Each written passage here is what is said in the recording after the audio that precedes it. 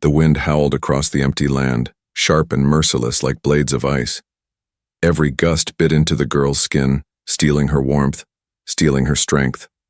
She sat on the hard ground with her knees pulled to her chest, trying to make herself small, trying to keep what little heat she had left. Around her there was nothing but silence, broken trees, and a wide blanket of cold night. Her hands shook as she fed the small fire in front of her. She watched the flames hungrily as if they were her last friend. The fire was weak, flickering, but it was all she had. In her lap lay the torn remains of her clothes, thin fabric that once kept her covered, now nothing more than fuel.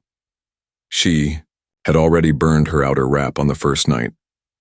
On the second night, she sacrificed her boots. On the third night, her scarf and sleeves.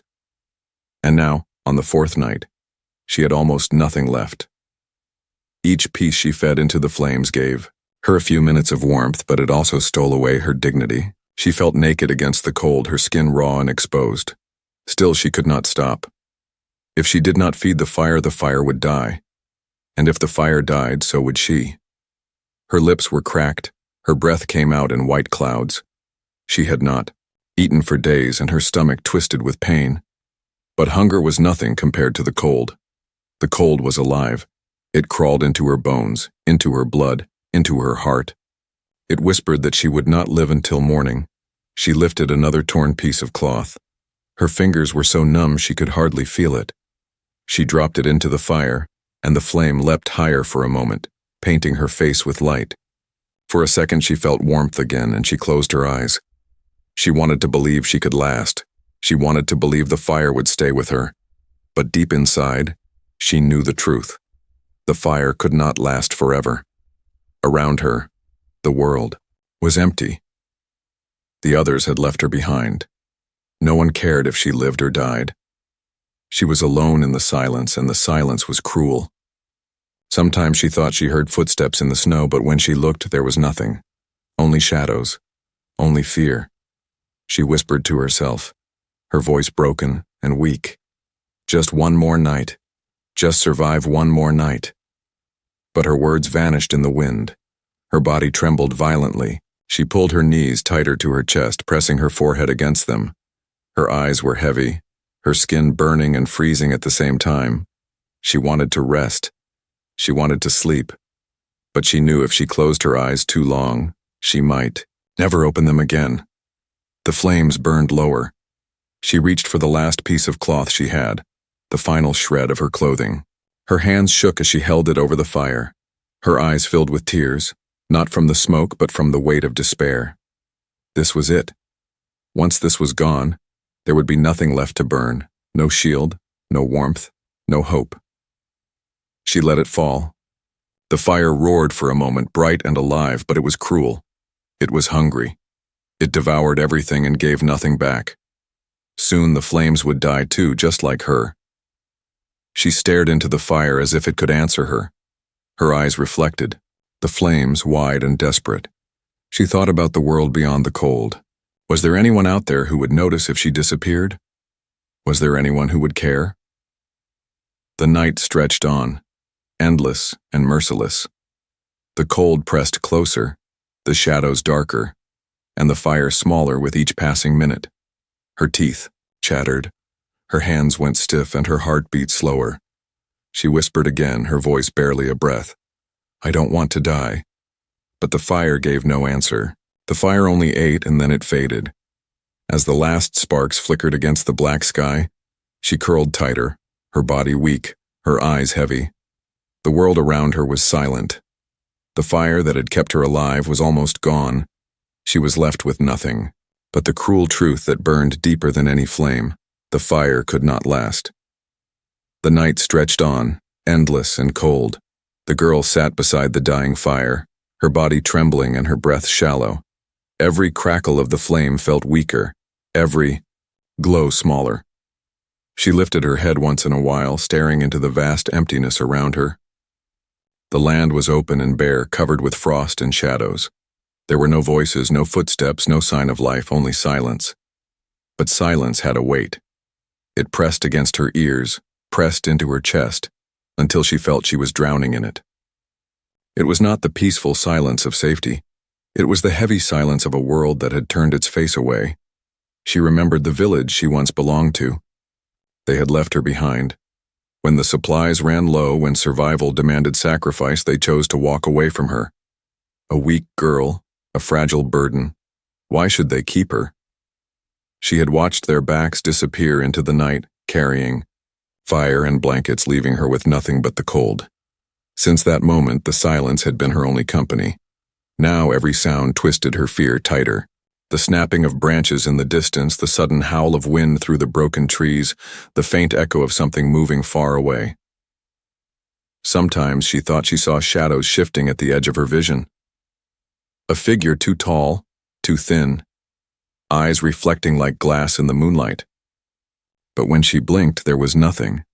Predators lived in the dark. She knew this. The stories whispered of creatures that followed the weak, waiting for the fire to die, waiting for the last breath. The girl pressed her hand against her chest, feeling the weak beat of her heart. She wondered if something out there was already watching her, patient and hungry. Her gaze lifted to the sky.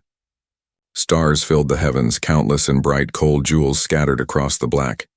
They did not warm her. They did not care for her. They only watched. She thought of them as eyes, giant, distant eyes, watching her struggle without blinking. The universe was too big, too empty, and she was too small. Her throat ached with dryness. She whispered softly, "Why me?" The words cracked in the air and vanished quickly. No answer came back, only the silent world listening. Her body curled tighter, her arms wrapped around her knees. The fire sputtered, throwing faint sparks upward. She stared into those sparks like they were messages, fleeting signals to the stars. Each one rose, glowed, and then disappeared forever. She wondered if that was all life was. Burn bright for a moment, then vanish into the dark. A sudden gust of wind hit her back, cruel and sharp. It stole the last warmth from her skin and pushed the flames nearly flat. She gasped and threw a small stick into the fire, desperate to keep it alive. But there was little left to burn. She watched the flame recover weakly, as if mocking her. The silence grew heavier. She could hear her own breathing, her own heartbeat, louder than anything else. Even her thoughts seemed to echo in the emptiness. She wanted to scream, to break the silence, but her voice was too weak and her fear too deep. If she screamed, something in the shadows might answer. Her eyes searched the dark again. Nothing moved. Nothing spoke. Yet she still felt it, the sense of being watched. Not by one pair of eyes, but by many. The silence itself was alive, waiting for her to fail, waiting for her fire to vanish. Her chest tightened with despair. She buried her face in her arms, trying to hide from the world. Tears slipped down her cheeks, freezing almost instantly. She did not wipe them away. What was the point? No one was here to see them, and yet deep inside she felt a strange pull, a whisper that maybe, somewhere out there, someone was still watching. Not the cold stars, not the cruel predators, but something else. Something warmer, something human. But the silence gave her no proof. The night only pressed closer, and the world remained still. The girl sat in the glow of the fading fire, small and fragile, surrounded by shadows that watched without mercy. The world was silent, and the silence was watching. The cold deepened as the third night gave way to the fourth. The girl could feel it in her bones, in the weight of her eyelids, in the slow rhythm of her heart. She had survived longer than she thought possible, but each day had taken more from her. Her strength, her hope, her clothes, her dignity, Now she had almost nothing left. Her fire was only embers, glowing faintly like the last heartbeat of a dying creature. She bent close to it, breathing weakly, trying to coax life back into the ashes. A thin flame rose, trembling, but it was too small to fight the endless cold. Her fingers dug through the small pile beside her. Scraps, threads, a piece of cloth no larger than her hand. She had burned everything else. Her body was bare against the air, her skin red and raw, and still the cold crept deeper. She shivered so violently that her teeth rattled in her mouth. She pressed the tiny cloth to her chest before letting it fall into the fire. For a moment the flame flared, casting tall shadows across the empty ground. Her face glowed with the sudden light, her eyes wide with desperate hunger for warmth. But the flame sank again, leaving her in darkness. The fourth night had begun, and she had nothing left to burn.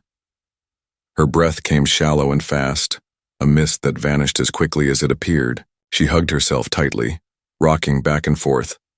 The ground beneath her felt harder than stone, and each gust of wind stabbed at her body like knives. She tried to whisper comfort to herself, but her lips were too numb to form words. The silence pressed around her again. It felt heavier on the fourth night, heavier than ever before. Every crack of wood, every gust of wind, every shifting shadow in the distance felt sharper, crueler. She thought she heard something move out beyond the trees. But when she looked, there was nothing. The world was empty, but not empty enough to make her feel safe. She looked up at the stars again, countless points of light above her. They seemed brighter on this night, but also colder. They had watched her burn everything she owned. They had watched her grow weaker with each passing hour. They did not speak, did not answer, did not care. They only looked down as silent witnesses. Her body shook harder. She leaned against the remains of a broken wall behind her, trying to shield herself from the wind. It helped little. The cold still slipped through, curling around her body like invisible hands. Her mind grew heavy, foggy. She wondered if this was how it ended. Not with a scream, not with a fight, but slowly, quietly, like a candle flickering out. Memories came unbidden. A laugh she once heard in the village. A song she could no longer recall fully. The warmth of her mother's hands, though she could not remember her face anymore. Those memories only hurt now. They belonged to another life, another world where she was not abandoned. Her eyelids sank lower. She fought to keep them open, but the weight was too much. Each time they closed, the cold felt a little softer, almost like rest. She knew it was dangerous. She knew if she surrendered to sleep, she might not wake again. Yet still her body begged for it. The embers dimmed further. The fire, her last companion, was dying. She reached out with trembling fingers, trying to touch the warmth, but it was too far, too faint. Her lips parted and a broken whisper escaped. "Please. Someone." The sound was so weak it was almost nothing, but it was the last spark of her will, the last cry against the silence. The fourth night pressed close, endless and merciless. Her body curled tighter, her eyes half closed, her breath shallow. The fire that had carried her through the first 3 nights was almost gone, and the cold was ready to claim her. And yet, far away in the darkness, something stirred. The girl did not see it, not yet. Her eyes were heavy, her strength fading. But beyond her dying fire, beyond the silent trees, a faint glow began to move, distant, fragile, but real. The fourth night had begun, and with it, the smallest spark of change. The girl's fire had almost turned to ash. Each ember glowed faintly, fading as though the world itself wanted her gone. She curled herself tighter, her arms wrapped around her knees, her body shaking uncontrollably. Her breath came out in shallow gasps, each one weaker than the last. The fourth night had swallowed her whole, and then something changed. Through the storm of wind and silence, a light appeared, faint at first like a flicker in the distance. Her half-closed eyes caught it, but she thought it was a trick of her mind, another dream made by exhaustion. She blinked, and the glow was still there. It moved slowly, steady, cutting through the darkness. Her heart gave a weak jolt. Was it fire? Another camp? Or was it one of the predators with glowing eyes finally coming for her? She tried to move, to run, but her body refused. She was too weak, too cold. All she could do was watch. The light grew larger. It was not fire, not a beast. It was warm and golden, breaking the endless black. She could make out a structure now hidden among the broken trees, a cabin standing alone against the cold. And the light came from within. A door creaked, slowly, painfully, the sound cut across the silence. The door opened, and the light spilled out like a flood, bright and alive, burning back the shadows. The girl's eyes widened. For the first time in 4 nights, warmth touched her face. A figure stood in the doorway, tall, broad, wrapped in thick fabric against the cold. The light behind him framed his shape, but she could see his face, human, rough, and marked with years of hardship. His eyes scanned the night, sharp and cautious, until they settled on her. The girl froze. Her body trembled harder, not from the cold this time, but from fear. What if this human chased her away? What if he saw her as nothing more than a burden, just like the others did? The human did not move for a long moment. His eyes lingered on her bare, shivering form, on the dying fire at her feet, on the desperation written across her fragile body. Then, slowly, he stepped forward. The door stayed, open behind him, spilling light into the night. Every step closer brought warmth, every step closer made the shadows shrink. The girl wanted to speak, to beg for help, but no sound came from her throat. Her lips parted, but only a faint breath escaped. Her strength was gone. Her body was giving up. When the human reached her, he stopped and crouched low, his eyes level with hers. For a moment, silence hung between them, the silence of judgment, the silence of a choice. The girl held her breath. And then, without a word, he lifted his coat from his shoulders and draped it around her. The fabric was rough and heavy, but it was warm. So warm that she gasped, her body flooding with the shock of heat after endless cold. Tears filled her eyes instantly, blurring her vision. She had no strength to hold the coat in place, but he wrapped it firmly around her, sealing the warmth in. The girl's lips trembled. Why? The word was faint, almost lost to the wind. The human did not answer. Instead, he lifted her carefully, his arms strong but gentle. She was weightless in his grasp, no heavier than a bundle of sticks. She wanted to resist, to cling to the fire she had built, but her body leaned against him instinctively.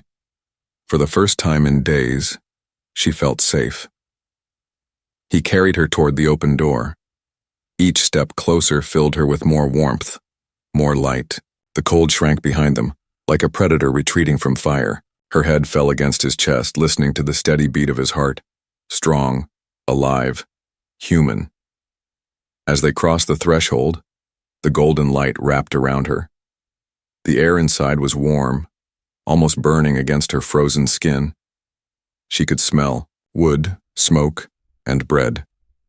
Her eyes fluttered as she tried to take it all in. The door closed behind them with a heavy thud, shutting out the night.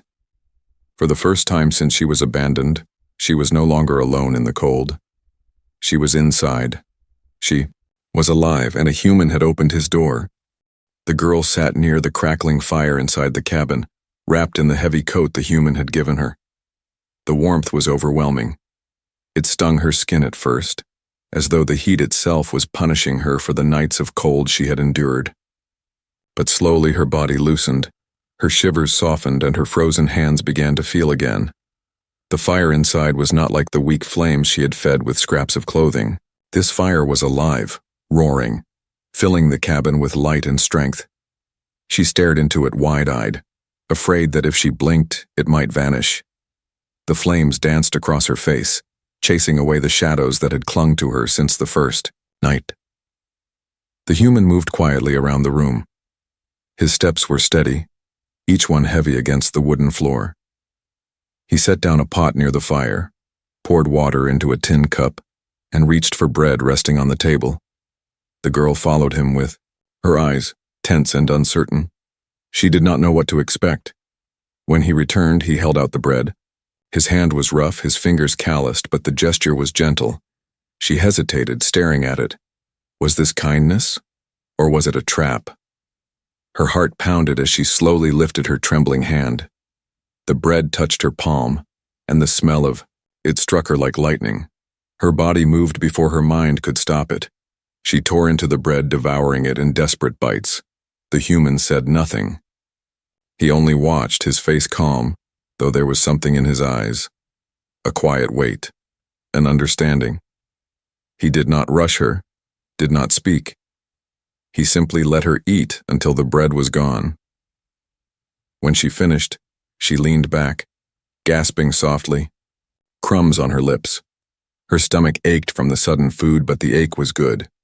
It was life. She pulled the coat tighter around her shoulders and lowered her gaze to the fire again. The silence between them was not like the silence outside. This silence was heavy, but not cruel. It was steady, patient.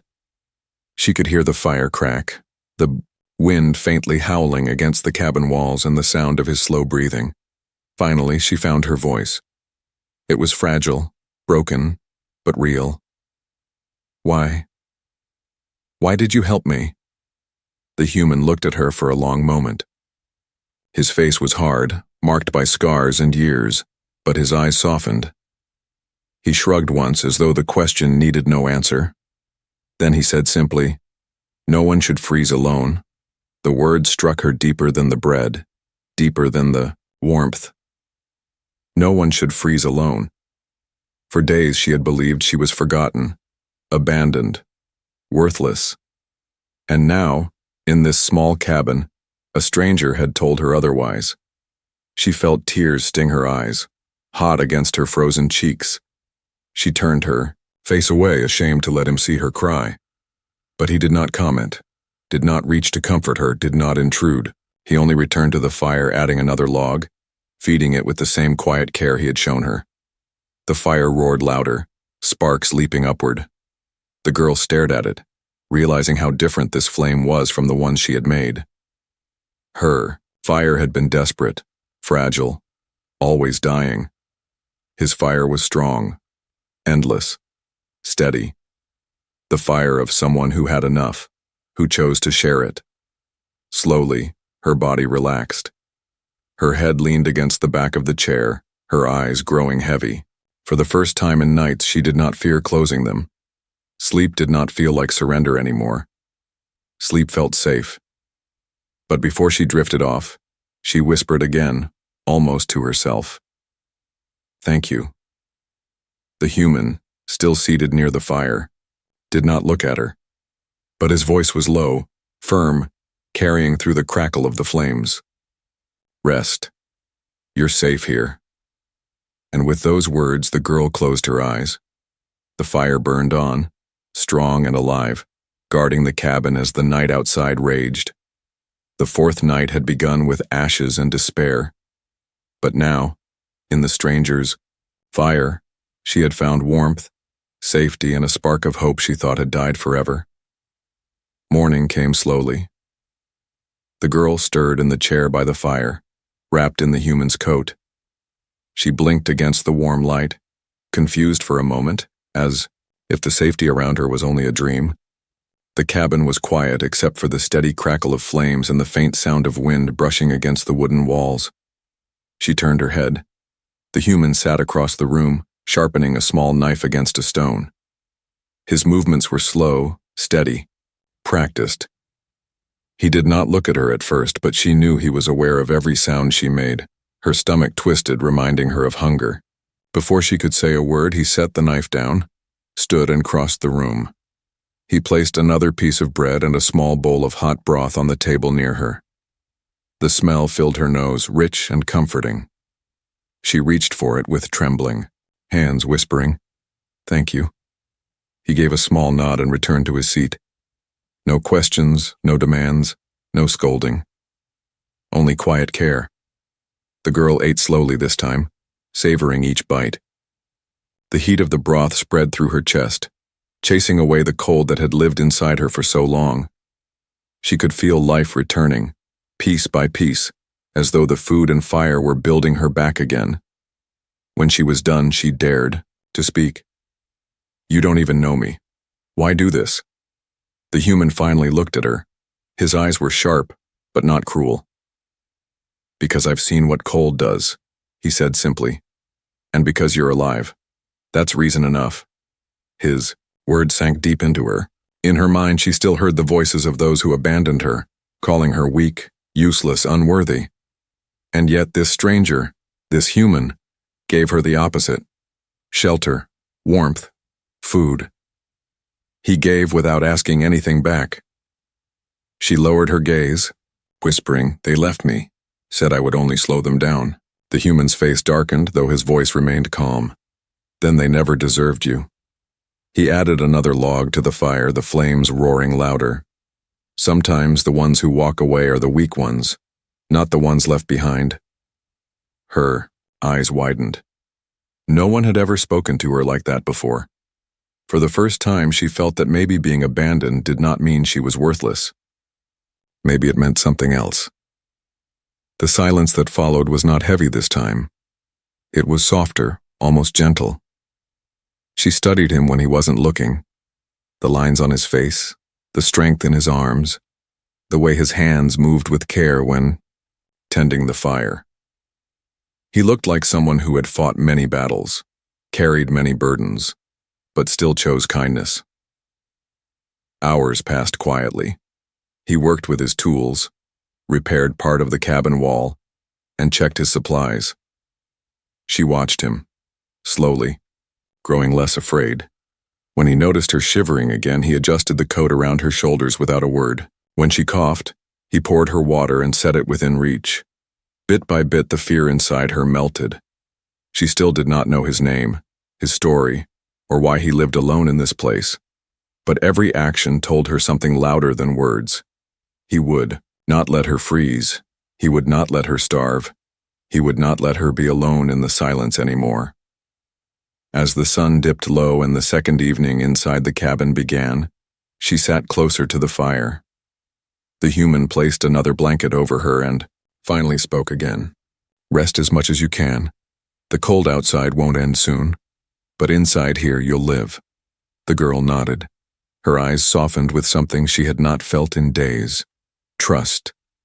A fragile bond had formed, forged in fire and winter, stronger than fear. That night, when she lay on the small bed he had prepared for her, she stared at the ceiling beams and listened to the fire. Her body was warm, her stomach full, and for the first time, her heart was calm. She whispered to herself before sleep claimed her. Humans carry fire inside them, and in the silence of the cabin she finally believed it. The second night inside the cabin was nothing like the ones before. The girl lay wrapped in blankets, the human's coat folded at her side, and the fire burned bright and steady in the hearth. She could still hear the wind outside, cruel and endless, but it no longer reached her. The cold that once clawed at her skin now remained trapped beyond the wooden walls. She woke in the middle of the night, not from fear but from warmth. For a moment, confusion gripped her. Her body was comfortable, her chest filled with steady breaths. It felt so strange after days of suffering that she almost did not trust it. She sat up slowly, her eyes adjusting to the dim firelight. Across the room, the human sat near the flames, his head bowed slightly, his hands resting on his knees. He was not asleep. His eyes watched the fire, quiet and thoughtful, like a man who had seen too much of the world but still chose to face it. The girl studied him silently. She had never seen anyone like him before. He was strong, scarred, and weathered by years of struggle. But there was something deeper beneath it all. His silence was not cold. It was heavy with patience, with kindness. She wanted to ask him questions. Where he came from, why he lived alone, what stories his scars carried. But the words caught in her throat. Instead, she whispered softly, "Why do you care?" The human turned his head toward her, his eyes calm but steady. He did not answer, immediately. Then, with a low voice that seemed to carry the weight of both fire and storm, he said, "Because no one deserves to be left in the dark." The words sank into her heart like sparks finding dry wood. She lowered her gaze, tears welling in her eyes. For so long she had believed she was nothing. A burden, a mistake, something that could be thrown away when times grew hard. But this Stranger, this human, spoke as if her life mattered, as if survival was not only her fight, but also his choice. She pressed her hands together, trembling, not from cold, but from something new. "They said I was weak," she whispered, "that I would not survive. They left me." The human's jaw tightened, though his voice remained steady. "Then they were wrong. You survived 3 nights on your own. You fought when no one stood with you. Weakness is not burning clothes to live. Weakness is walking away from someone who still breathes." The girl's chest ached with a strange, powerful feeling. It was not despair, not fear. It was something brighter, heavier, harder to hold. Hope. The fire popped loudly, throwing sparks into the air. She watched the flames dance, realizing how different this fire was from the ones she had made. Hers were small, fleeting, always dying. His was steady, powerful, endless. And yet now she understood. The fire was not only in the wood, it was in him. It was in humanity. The night grew deeper, but the silence between them was no longer cruel. It was filled with unspoken words, with trust, with a bond that had been forged in suffering and warmth alike. She lay back down, closing her eyes. Her lips curved into the faintest smile, the first she had felt in what seemed like forever. She whispered into the quiet, "I thought the fire could not last." From across the room his voice answered gently, carrying through the glow of the flames. "Some fires never die, not as long as we share them." Her tears fell silently, but this time they were not tears of despair. They were tears of life. As she drifted into sleep, safe and warm, she realized the truth. She had been saved not only by fire, but by the heart of humanity. On the 4th night of cold, when the world had given her nothing but silence, a human opened his door and spoke without words, spoke through kindness, through warmth, through the fire that never faded, and, in that moment, the universe itself seemed less silent. Humanity had spoken, and its voice was stronger than the cold,